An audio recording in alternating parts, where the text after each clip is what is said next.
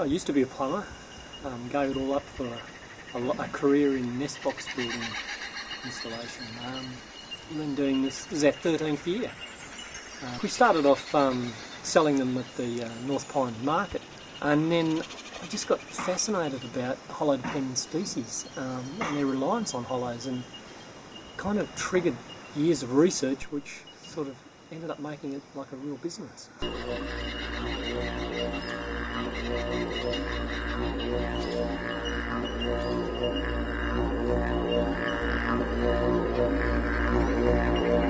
The books I read said that it takes 4 to 10 years for a nest box to be occupied by a native species, so I thought, well, that's a good business plan. I'm not going to get a complaint for at least 4 years.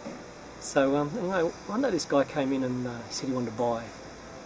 We've been going to the market for probably about 2 months and sold about 2 boxes. Now this guy came in and he said he wanted about 15 or 20 boxes. Well, I didn't even have 15 or 20 boxes, and I said, why are you going for so many? And he said, oh, I've got sugar gliders and I've got owls and I've got possums in my yard. And I said, oh, so you go out at night and spot them? He goes, no, they're there during the day. And I said, well, they're actually nocturnal animals. Why are they out during the day? He said, oh, because they've just cleared all the old trees in the site behind my house. And all their hollow trees are gone and they had nowhere to go.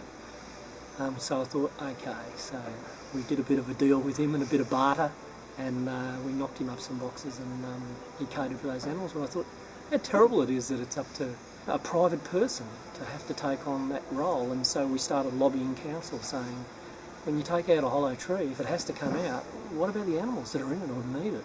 Australia has more hollow-dependent species than Europe, South Africa and North America put together, and we have the slowest forming hollows. We don't have woodpeckers.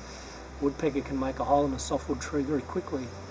Here, our hollows in a gum tree are taking anything from 80 to 110 years for small hollows, for things like gliders and parrots, microbats. I think there's 78 species of microbat in Australia that are hollow dependent, not cave dwellers. Tree snakes, tree frogs, owls, tree creepers. It's an absolutely enormous list of birds and reptiles, several species of tree snakes, and all reliant on an ageing tree with an old hollow. And it seems like, especially in urban areas, we just don't cater for that. A little box like this sits against the tree and it's got the holes in the back, so the tree's here. And this caters for feather-tailed gliders, pygmy possums, antechinus, fawn-footed melons, lots of little critters. We get a lot of tree frogs in these.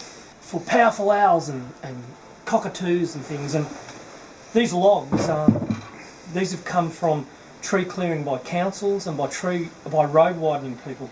We don't collect hollows, and we never would pay for a hollow. But if a tree is being removed, as this was being removed, and these hollows were coming out, then we'll use these hollows as entrance holes, and then this box will go back where that hollow was. As well as constructing nesting boxes, Alan installs new ones and rejuvenates old. This one, midway through its life, is having the new Habishaw expanding wire system fitted.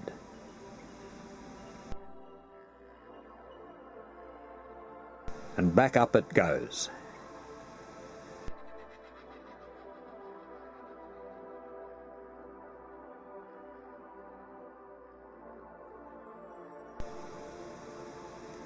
In addition, Alan and Stacey conduct information workshops, some for the general public and this one, a practical one for council environment staff.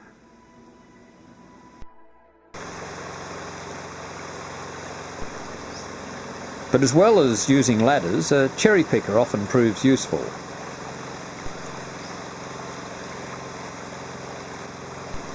Today, Alan has offered to take the camera up for a look in a box that's located just near their office.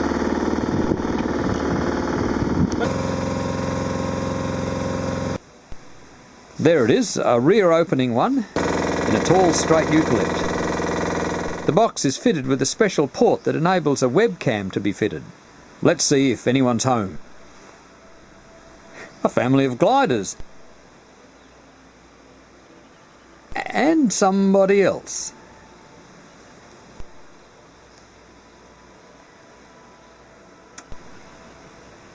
The business now employs several people in building and installing, and jobs come from as far afield as New South Wales. Nest boxes are old industry in those countries. One company in Britain has just made their 6 millionth nesting box. It's something, you go into a nursery and there's 5 different brands of nest box. And for a long time in Australia it's almost been a novelty, and it's only just been in the last 10 years that businesses have actually started to provide like a commercial grade box that'll work but that'll last long enough for it to have a few cycles with those animals. So 10 years, probably good life cycle for a box. If we don't make them too good, they'll start replacing hollow trees with them.